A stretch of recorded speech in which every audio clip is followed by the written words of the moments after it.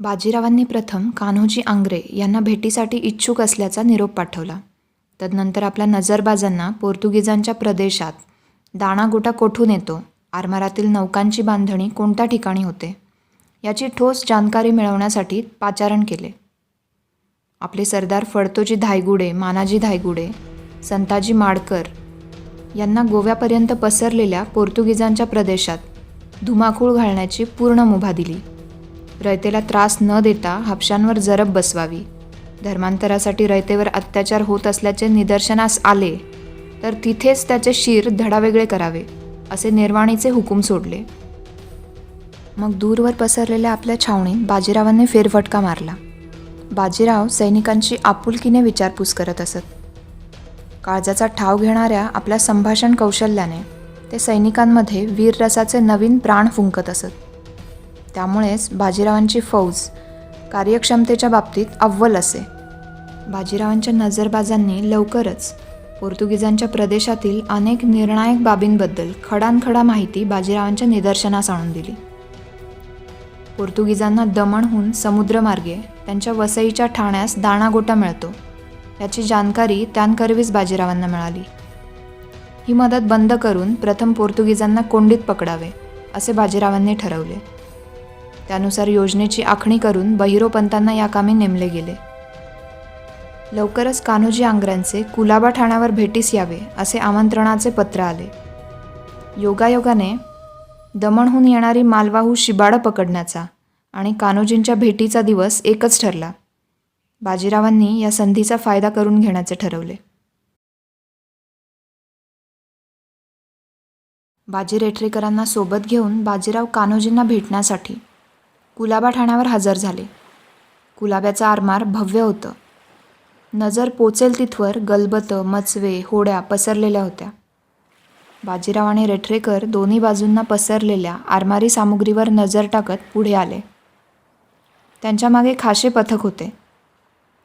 आरमारात जहाजांची डागडुजी करणारे कारागीर हातातले काम थांबवून बाजीराव आणि त्यांच्या पथकाकडे पाहत होते. इतक्यात बाजीरावांना समोरच्या गुराबावर उभे असलेले कान्होजी आंग्रे दिसले. 100-150 सैनिक आणि मध्यम पल्ल्याच्या अनेक तोफा सहज सामावतील इतक्या मोठ्या असलेल्या त्या लढाऊ जहाजावर उभे असलेले कान्होजी बाजीरावांना एखाद्या जलदुर्गाप्रमाणे भासले.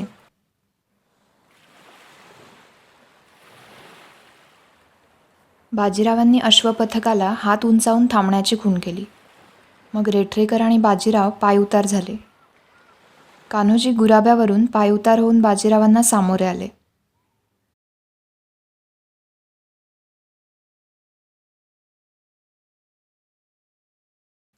बाजीरावांना आलिंगन देऊन बाळाजीपंतांच्या आठवणीने क्षणभर भावूक होऊन ते म्हणाले, आपल्याला भेटून आनंद झाला विसाजीपंत.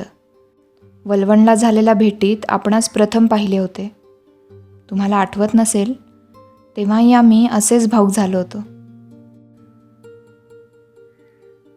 बाजीरावांना वलवणची कान्होजी आणि बाळाजीपंतांची ती भेट खडानखडा याद होती.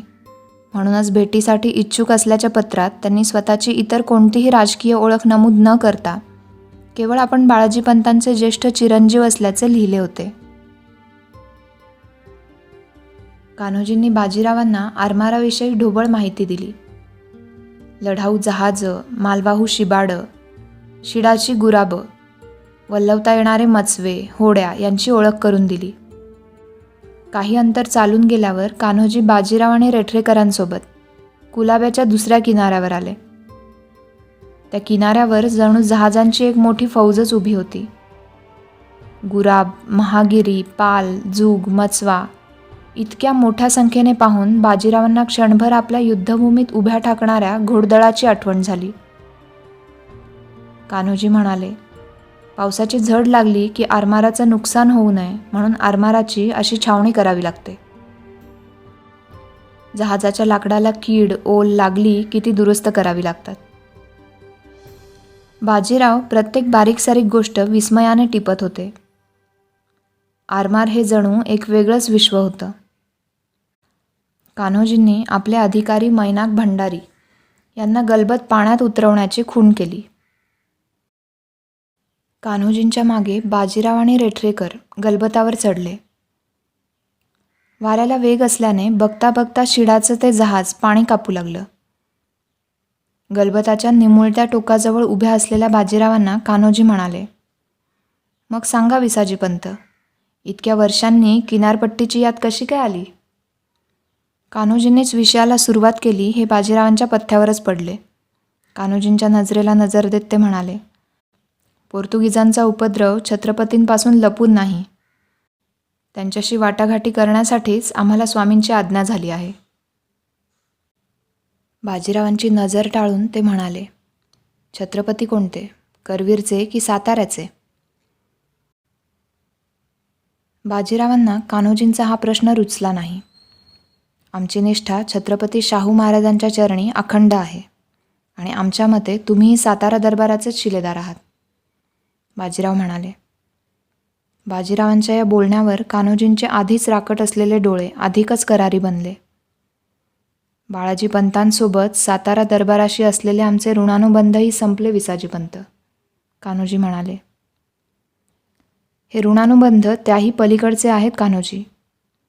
जे विजयदुर्ग, सुवर्णदुर्ग आज कान्होजींचे म्हणून ओळखले जातात, त्याची पायाभरणी, बांधणी थोरल्या महाराजांनीच केली होती. त्याचे रक्षण छत्रपती संभाजी महाराजांनी केले होते. त्यामुळे आपली निष्ठा ही सातारा दरबारीच हवी. बाजीरावांचे हे शब्द कान्होजींना रुचले नाहीत. स्वराज्याच्या पडत्या काळात आम्ही आरमार झुंजत ठेवलं, त्यामुळे त्याच पडत्या काळात स्वराज्याची धुरा नेटाने सांभाळणाऱ्या तारा राणींच्या चरणी आमची निष्ठा जडली, कान्होजी म्हणाले. त्याबद्दल आम्हालाही आदरच आहे, बाजीराव म्हणाले. परंतु राजाराम राजे स्वतःला शाहू महाराजांचे प्रतिनिधी मानत होते. शेवटच्या क्षणीही त्यांनी तारा राणी आणि धनाजी जाधवांना गादीवर शाहू महाराजांचाच हक्क आहे हे निक्षून सांगितलेही होते. मात्र तारा राणींनी त्यांच्या पश्चात शब्द फिरवले. आपल्याच पुत्राला त्यांनी गादीचा वारस घोषित केले. प्रजेवर ज्यांचे नितांत उपकार आहेत त्यांच्या पुत्राचा हक्क बुडवणे धनाजी जाधवांना रुचेना. त्यांनी हा सल पिलाजीराव आणि तीर्थरूपांना बोलून दाखवला. म्हणूनच साताऱ्याची दुसरी गादी तयार झाली. बाजीरावांचं हे बोलणं ऐकून कान्होजी विचारात पडले. मग विषय बदलत ते म्हणाले, वेळ असेल तर विजयदुर्ग पाहता येईल. जरूर, बाजीराव म्हणाले. मात्र काही क्षण गलबत इथेच थांबवायला सांगा.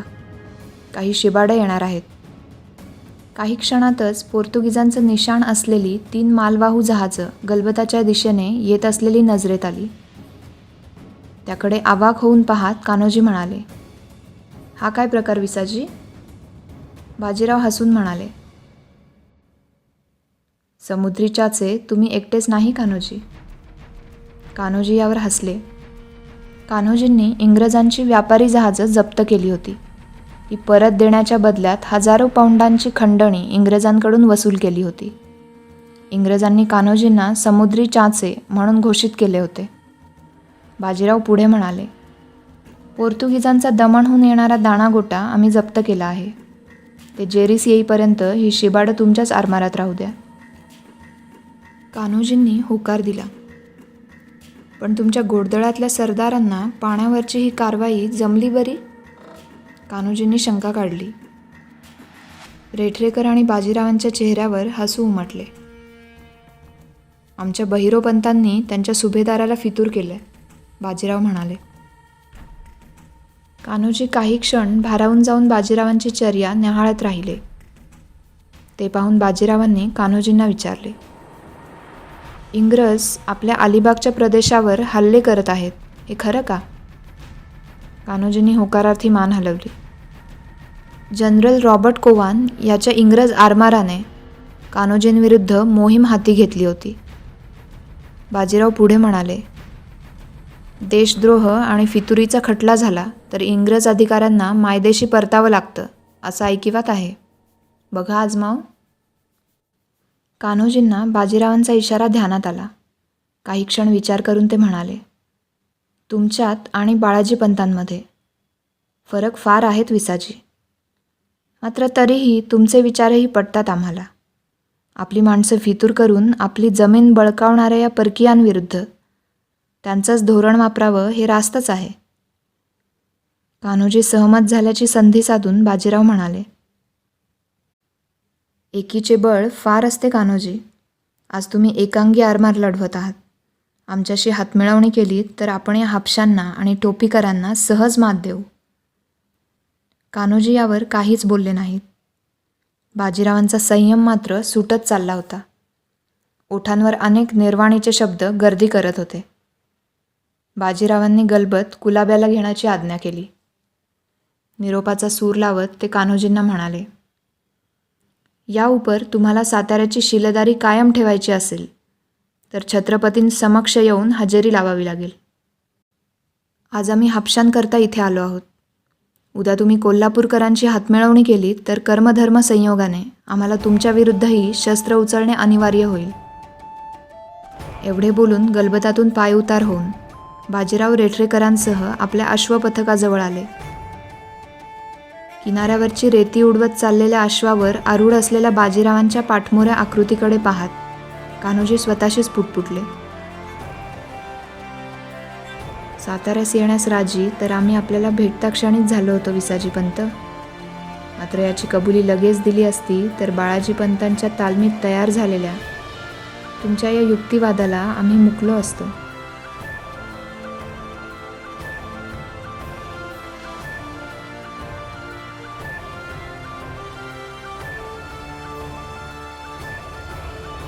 बाजीरावांना कुलाब्याहून गोरीवखेड्यात पोहोचायला रात्र झाली होती. चौकी पहारे सोडले तर सारी छावणी निद्रिस्त झाली होती. घोड्यावरून पायउतार होऊन बाजीराव काशीबाईंच्या शामियान्याजवळ आले. शामियान्याच्या दारात घंगाळात पाणी ठेवले होते. पायावर पाणी घेऊन बाजीराव आत आले. काशीबाईंचा नुकताच डोळा लागला होता. काशीबाईंच्या दासी कुणबिणी शेजारच्या रावटीत विश्रांती घेत होत्या. शामियान्यात फुलांचा मंद दरवळ भरून राहिला होता. बाजीरावांची नजर पिछायती पलीकडच्या चौरंगाकडे गेली. त्यावर बाजीरावांनी भीमाशंकराहून आणलेल्या संगमरवरी शिवलिंगाची पूजा मांडलेली होती. जवळच फुलांची परडी होती. त्या शेजारी सहाणावर चंदनाचे खोट ठेवले होते. ते पाहून काशीबाईंच्या भाळावर लावलेल्या चंदनाची बाजीरावांना आठवण झाली. त्यांच्या चर्येवर नकळत एक स्मितरेषा उमटली. गोरीवखेड्यात छावणी करून एक हप्ता उलटला तरीही काशीबाईंना निवांतपणे 4 शब्द बोलण्याची फुरसतही बाजीरावांना मिळाली नव्हती. काशीबाईंनीही याबाबत तक्रारीचा चकार शब्दही काढला नव्हता. शांतपणे निद्राधीन झालेल्या काशीबाईंच्या चर्येला काही क्षण न्याहाळून बाजीराव शामियान्याबाहेर आले. काशीबाईंना अचानक जाग आली. बाजीराव आल्याची चाहूल लागून त्या गडबडीने उठल्या. लगबगीने पदर सावरून त्यांनी शामियान्याबाहेर डोकावले. बाजीराव समोरच एका चौपाईवर बसले होते. समोर शेकोटीचा निखारा दगदगत होता. हळुवार पावलं टाकत काशीबाई बाहेर आल्या. बसा. काशीबाईंना आलेले पाहताच बाजीराव म्हणाले. काशीबाई चौपाईवर बसल्या. बाजीरावांनी पहारेकरांना खूण केली तसे पहारेकरी पांगले. कशी पार पडली आजची भेट? काशीबाईंनी विचारले. सुस्कारा सोडून बाजीराव म्हणाले, तीर्थरूपांच्या एका शब्दावर जे सातारा दरबारात रुजू झाले होते त्यांनी आमच्या तर्कवितर्कांना काहीच महत्त्व दिले नाही. कान्होजी इंग्रज आणि पोर्तुगीजांविरुद्ध एकांगी लढत आहेत. या घडीला त्यांना आमची काहीच गरज नाही. बाजीरावांचं बोलणं ऐकून काही क्षण विचार करून काशीबाई म्हणाल्या, आमच्यासारख्या तिराहिताला तर यात प्रचंड विरोधाभास जाणवतो. विरोधाभास? तो कसा? बाजीरावांनी विचारले. काशीबाई म्हणाल्या, कान्होजींनी तीर्थरूप स्वामींच्या शब्दाला इतकं महत्त्व देण्यास 2 गोष्टी कारणीभूत असू शकतात. कौटुंबिक जिव्हाळा किंवा त्यांचं पेशवेपद. मात्र कौटुंबिक आणि राजकीय दोन्ही आघाड्यांवर आपण त्यांचे उत्तराधिकारीच आहात. आपला शब्द ते मानणार नाहीत हे आम्हास तरी पटत नाही. बाजीराव निमेषभर काशीबाईंकडे कौतुकाने पाहत राहिले. काशीबाई लाजल्या. काशीबाईंची राजकारणातली नजर तयार होत असल्याची जाणीव बाजीरावांना होत होती. विषय बदलून ते काशीबाईंना म्हणाले, काशीबाई, हे पोर्तुगीज मोठे चिवट, लवकर नांगे टाकतील असे वाटत नाही. आपण उद्याच हरिहरेश्वरास गेलो तर तुम्ही पुढे पुण्यास जाण्यास मोकळ्या व्हाल. ते ऐकून काशीबाईंच्या चेहऱ्यावरचे हसरे भाव क्षणात मावळले. बाजीराव म्हणाले, मनाला लावून घेऊ नका काशीबाई, तुम्ही फुलासारख्या नाजूक. आमच्यासाठी तुम्ही छावणीतलं हे खडतर आयुष्य कंठावं हे आम्हाला रुचत नाही. आपण काळजीपोटी बोलता हे आम्हासही कळते, परंतु खरे सांगायचे तर जेव्हा आपण समोर असता तेव्हा राहुटी देखील आम्हाला राजमहालाप्रमाणे भासते. आपण दूर असता तेव्हा आयुष्याची सारी रयाच दूर गेलेली असते. काशीबाईंना भावूक झालेले पाहून बाजीराव पुढे काहीच बोलले नाहीत. काशीबाई पुढे म्हणाल्या, पोर्तुगीजांबाबत अधीर होऊ नये. नाक दाबलं की माणूस तोंड उघडणारच. आपण त्यांची रसद तोडलीत. आज ना उद्या त्यांच्याकडून बोलणी सुरू होतीलच. काशीबाईंकडे कौतुकाने पाहत बाजीराव म्हणाले, पेशवीणबाईंनी आपली पहिली मोहीम फारच मनावर घेतलेली दिसते. यावर दिमाखाने काशीबाई म्हणाल्या, हो तर, ही मोहीम फत्ते झाल्याशिवाय पुण्यास परतण्याचा विचारही आम्ही करणार नाही. काशीबाईंचा अभिनय पाहून बाजीराव हसले. काशीबाईंना ते म्हणाले, परंतु तुम्ही सोबत नसता तर शाब्दिक वाटाघाटींच्या या मोहिमेला आमचे मन एव्हाना विटूनही गेले असते. रणांगणावर शत्रूसोबत 2 हात करण्याच्या मोहिमास आम्ही आजवर राबवल्या आहेत. आपली तलवार म्यान राहावी या उद्देशानेच काशीबाईंना सोबत नेण्याची आज्ञा छत्रपतींनी केली असेल, याचा उलगडा बाजीरावांना होत होता. काशीबाई बाजीरावांकडे पाहून मिश्किल हसत होत्या.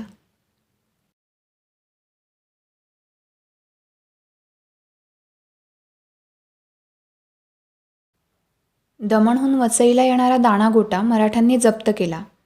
ही गोष्ट आर्चबिशपला समजली.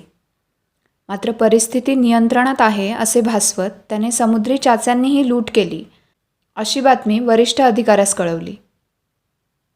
आर्चबिशपचा वरिष्ठ अधिकारी व्हॉइसराय फ्रान्सिस्को जोस हा होता. गोव्याचा गव्हर्नर असल्यापासून आर्चबिशपचा सत्ता नियंत्रणात ठेवण्याचा हेकेखोर स्वभाव तो ओळखून होता. बाजीरावांची वसईजवळ इतकी मोठी छावणी पडूनही आर्चबिशपने फ्रान्सिस्कोला याची खबर दिली नव्हती. फ्रान्सिस्कोने मात्र आपल्या जासुदांकरवी मराठ्यांच्या साऱ्या हालचालींवर बारीक नजर ठेवली होती. मानाजी धायगुडे आणि संताजी माडकर या मराठा सरदारांनी हापशांना सळोकीपळो करून सोडले होते. धर्मांतराचे सत्र उलथावून टाकले होते. पोर्तुगीजांच्या कोठारांना बत्त्या दिल्या होत्या.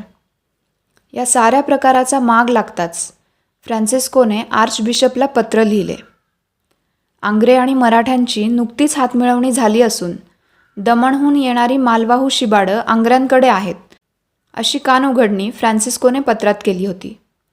सद्य परिस्थितीत बिशपने अविचाराने मराठ्यांची 2 हात करण्याचा प्रयत्न केला तर पोर्तुगीज आरमार आणि गोव्याकडून त्याला कोणतीही मदत मिळणार नाही असे फ्रान्सिस्कोने निक्षून सांगितले होते. मराठ्यांना चढाई करायची असती तर त्यांनी इतके दिवस वाट पाहिलीच नसती. त्यामुळे तहाची बोलणी करून मराठ्यांना चालते करावे असा सल्लाही त्याने बिशपला दिला होता. बाजीराव कधीही छावणी उठवून चढाई करून येतील अशी भीतीची टांगती तलवार सतत 20 दिवस अनुभवलेल्या आर्चबिशपच्या हातात फ्रान्सिस्कोचे ते पत्र पडले. जादाची कुमक मागवून मराठ्यांना पिटाळून लावून विक्रमी यश मिळवण्याचे त्याचे स्वप्न धुळीस मिळाले. आर्चबिशप प्रिमसने आपल्या वकिलाला मराठ्यांच्या छावणीत पाठवले. वकिलासोबत दुभाषा होता. बाजीरावांनी वकिलाजवळ वसई प्रांतासाठी 4 लाख रुपये खंडणीची मागणी केली. पोर्तुगीजांच्या धर्मप्रसाराला आणि सीमा विस्ताराला पायबंद घालणाऱ्या अटीही लिहून दिल्या. 3 दिवसात तहाविषयी काही निर्णायक कारवाई झाली नाही तर यापेक्षा जास्त महसूल आपण वसई प्रांतातून वसूल करू असा धमकीवजा इशाराही दिला. गर्भगळीत झालेल्या आर्चबिशपने 2,00,000 रुपये खंडणी दुसऱ्याच दिवशी जमा केली. तहाच्या सर्व अटी मान्य करून त्याने आंग्र्यांच्या कुलाबा ठाण्यावरील मालवाहू शिबाडं मुक्त करण्याची विनंती केली. बाजीरावांनी ती विनंती मान्य करून बहिरोपंतांकरवी कान्होजींना निरोप पाठवला. पोर्तुगीजांची मालवाहू शिबाडं त्यांना परत केली. उर्वरित खंडणीची रक्कम साताऱ्याला पोचती करण्याच्या अटीवर बाजीरावांनी छावणी उठवली.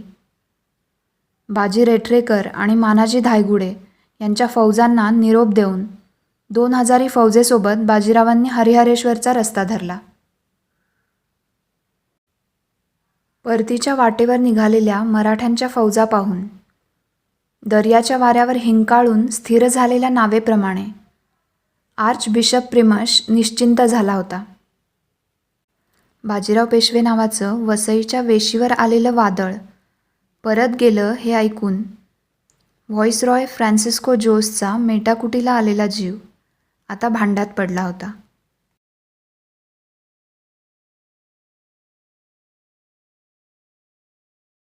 बाजीरावांचे अश्वपथक हरिहरेश्वरला पोचले. मागून काशीबाईंचा मेणाही आला. बाजीराव पेशवे सपत्नीक कुलदैवताच्या दर्शनाला येणार असल्याची वार्ता स्थानिक लोकांना आधीच समजली होती. सारे लोक पेशव्यांच्या दर्शनासाठी जमले होते. पेशवीणबाई मेण्यातून उतरल्या तशा आडबाजूला थांबलेल्या बाया बापड्या त्यांना पाहण्यासाठी पुढे आल्या. काशीबाईंनी नजर उंचावून देवस्थानाकडे एकवार पाहिले.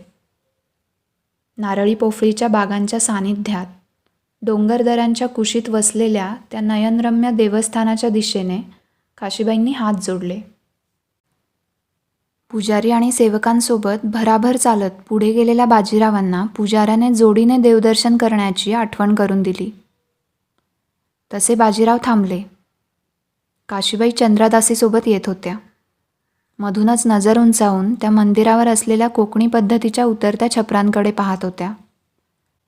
शेला सावरत कळस दर्शनासाठी हात जोडून ओठांनी मंत्र पुटपुटत होत्या. काळभैरवाचे दर्शन करून बाजीराव आणि काशीबाई हरिहरेश्वर मंदिरात आले. पश्चिमाभिमुख असलेल्या हरी व हराच्या संगमरूपी मूर्तीची बाजीरावांनी भक्तिभावाने पूजा केली. मग प्रथेप्रमाणे परिक्रमा पूर्ण करण्याकरता ते पुन्हा काळभैरव मंदिरात आले. मंदिराच्या पुजाऱ्याने त्या शिवकालीन असलेल्या आणि दक्षिण काशी म्हणून ओळखल्या जाणाऱ्या देवस्थानाच्या जीर्णोद्धाराची इच्छा व्यक्त केली. पुजाऱ्यांच्या मागणीला तत्काल मान्यता देत बाजीराव म्हणाले, अवश्य. मंदिराच्या जीर्णोद्धाराचा खर्च आम्ही आमच्या खाजगीतून देऊ. मातोश्रींच्या मनातही हे फार दिवसापासून आहे. बांधकामासाठी मनुष्यबळाची गरज असेल तर तेही सांगा. स्थापत्यकलेची जाण असणारी माणसं आमच्या पदरी अनेक आहेत.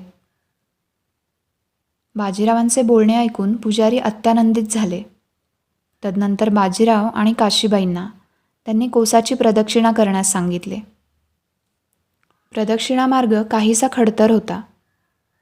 डोंगरावरून आणि समुद्रावरील खडकावरून जाणाऱ्या त्या मार्गावर खाचखळगेही होते. पुजाऱ्यांच्या सांगण्यावरून काशीबाई बाजीरावांपाठोपाठ निघाल्या. मात्र काही अंतरावर गेल्यावरच शेला आणि लुगडे सावरण्यात त्यांचा वेग कमी पडू लागला. चाचपडत असलेल्या काशीबाईंचा हात बाजीरावांनी हातात घेतला. काशीबाईंच्या हृदयाच्या साऱ्या तारा छेडल्या गेल्या. समोर दिसत असलेला नयनरम्य किनारा अधिकच मोहक वाटू लागला. कोसाची प्रदक्षिणा पूर्ण झाल्यावर काशीबाईंनी दानधर्म केला. गायत्री तीर्थ आणि सूर्यतीर्थाचं दर्शन घेऊन बाजीराव आणि काशीबाई किनाऱ्यावरच्या खडकावर येऊन बसले. ती रमणीय संध्याकाळ कधी संपूच नये असं काशीबाईंना वाटत होतं. निळ्याशार समुद्राची फेसाळणारी लाट रुपेरी समुद्रकिनाऱ्याला प्रत्येक वेळी तितक्याच आवेगाने येऊन भेटत होती. मिठीतून अलगदपणे बाहेर येऊन जड पावलांनी निरोप घ्यावा, त्याप्रमाणे प्रत्येक वेळी हळुवारपणे ती लाट किनाऱ्याचा निरोप घेऊन मागे जात होती. हे दृश्य कितीतरी वेळ पाहून स्वतःच्या या कल्पनेवर काशीबाई स्वतःशीच हसल्या. आमच्यासोबत पण बोला काशीबाई, बाजीराव म्हणाले. बाजीरावांकडे पाहत काशीबाई म्हणाल्या, आज आम्ही प्रथमच एखाद्या धार्मिक कार्यात आपल्याला इतकं अंतर्मुख झालेलं पाहिलं. मातोश्रींनी आपलं हे रूप पाहिलं असतं तर त्या भलत्याच खुश झाल्या असत्या. बाजीराव हसून म्हणाले, आम्ही नास्तिक नाही काशीबाई, परंतु कर्मकांडाशी आमचे सूत कधीच जुळत नाहीत. कदाचित त्यामुळेच कर्मकांडापासून सदैव दूर राहणारा, मात्र हलाहलासारख्या संकटापासून सृष्टीचं रक्षण करणारा तो सदाशिव आम्हाला जवळचा वाटतो. त्याची प्रेम करण्याची रीतही वेगळी आणि उद्वेग प्रकट करण्याचीही. प्रेम करण्याची रीत वेगळी कशी? काशीबाईंनी विचारले. बाजीराव सांगू लागले, आम्ही फार पूर्वी ऐकले होते. देवी पार्वतीची ब्रह्मज्ञान ग्रहण करण्याची घडी निकट आली होती. मात्र तिला अनुताप होऊन वैराग्य उत्पन्न होईल असा काही प्रसंग ओढवतच नव्हता. या कामी श्री विष्णूने नारदांना पाचारण केले. सहज संवादात नारदांनी पार्वतीला प्रश्न केला की महादेवाने आज धारण केलेल्या मनुष्यमुंडांच्या माळेतील ही मुंडकी कोणाची आहेत? पतिव्रता असलेली पार्वती या प्रश्नाचं उत्तर माहीत नसल्याने उद्विग्न झाली.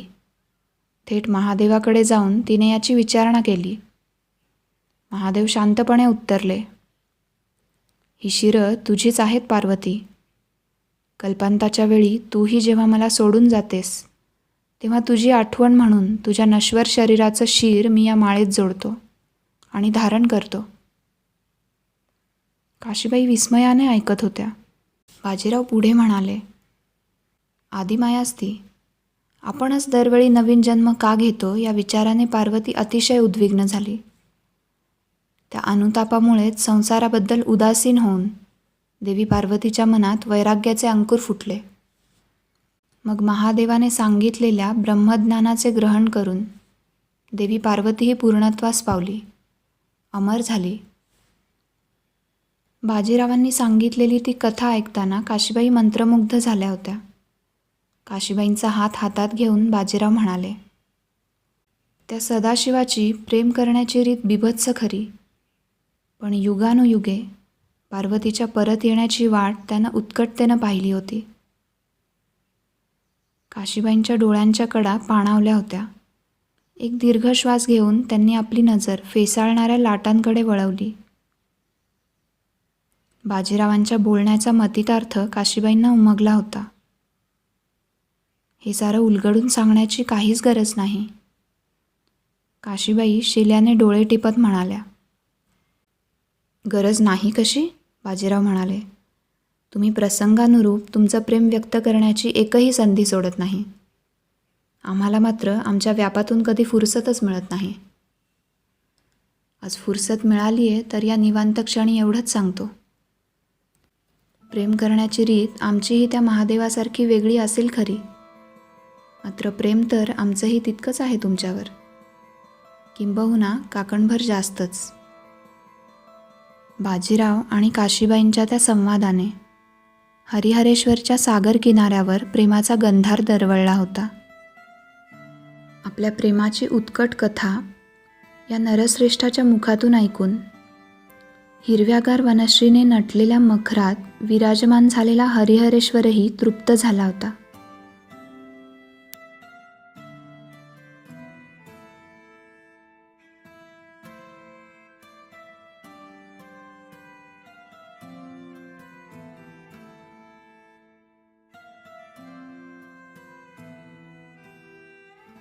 हरिहरेश्वरास बाजीरावांनी मुक्काम केला. दुसऱ्या दिवशी निघता क्षणी कान्होजी आंग्रांचा खलिता घेऊन स्वार हजर झाला. कान्होजींनी जनरल रॉबर्ट कोवान याच्याशी संधान साधले होते. बाजीरावांनी सुचवल्याप्रमाणे त्याच्याच वरिष्ठ अधिकाऱ्यांसमक्ष ही गुफ्तगू उघडकीस आणली होती. आंग्र्यांशी संधान साधल्याच्या आरोपाखाली कोवानवर देशद्रोहाचा खटला झाला. फितुरीचा आरोप सिद्ध होईपर्यंत त्याला मायदेशी परतावं लागलं. कान्होजींनी आपल्या पत्रात हा सारा वृत्तांत नमूद केला होता. बाजीरावांच्या मुत्सद्देगिरीचे कौतुक करून आपण सातारा दरबारात लवकरच हजर होणार असल्याचंही त्यांनी म्हटलं होतं. खलिता वाचून बाजीरावांना आनंद झाला. पोर्तुगीज आणि आंग्रे यांच्याशी झालेल्या यशस्वी वाटाघाटींचा वृत्तांत त्यांनी शाहू महाराजांना कळवला. बाजीरावांचा खलिता वाचून छत्रपती शाहू महाराजांना मोठे कौतुक वाटले. ज्याच्या भाळी नियतीनेच यशरूपी गंधाचे विलेपन केले असेल, त्याला कांगावे करणाऱ्या या लोकांचा फरक तो काय पडणार. बाजीरावांना आततायी लढवय्या समजणाऱ्यांना बाजीरावांच्या या कृतीतून सडेतोड उत्तर मिळणार हे छत्रपती जाणून होते. छत्रपती आणि पेशव्यांचा वाढता घरोबा पाहून दरबारातील अनेकांना पोटशूळ उठला होता. बाजीरावांवर स्तुतिसुमनं उधळणारा राजपुतान्यातून आलेला खलिता भर दरबारी वाचून दाखवल्याने आपल्या अपरोक्षही बाजीराव स्वतःच्या कार्याची सीमारेषा वाढवत आहेत या विचाराने कारभारी बेदिल झाले होते. शाहू महाराज मात्र बाजीरावांवर बेहद खुश होते. या उपर बाजीरावांना त्यांच्या मनाप्रमाणेच मोहिमा द्याव्या असे त्यांनी मनाशी पक्के केले होते. बाजीरावांनी केलेल्या राजपुतान्यातील खलबतींचे पडसाद उत्तर राजकारणात उमटू लागले होते. औरंगाबादच्या नवाबाच्या हालचाली शाहू महाराजांना अस्वस्थ करत होत्या. शाहू महाराजांनी बाजीरावांना याची जानकारी देणारा खलिता लिहिला. लढाईची तयारी करूनच साताऱ्यास यावे असेही सांगितले. शाहू महाराजांचा खलिता वाचून बाजीरावांचे मन ताजेतवाने झाले. त्यांनी राणोजींना तातडीने फौज जमवण्याची आज्ञा केली. दुसरे एक नाव बाजीरावांच्या मनात कैक दिवसापासून घोळत होते. ते नाव होते मल्हारराव होळकर. मल्हारराव आणि बाजीरावांना एकत्र लढाईचा योग आजवर आला नव्हता. बाजीरावांनी मल्हाररावांना फौज जमवण्याचा निरोप दिला. आत्तापर्यंत मल्हाररावांनी केवळ दाभाड्यांच्या फौजेत मोहिमा केल्या होत्या. बाजीरावांसोबत रणांगण गाजवण्यास मल्हारराव उत्सुक होते. बाजीरावांचा निरोप मिळताच मल्हाररावांना उत्साहाचे भरते आले. आपल्या पथकाला त्यांनी तातडीने हजर होण्याच्या सूचना दिल्या.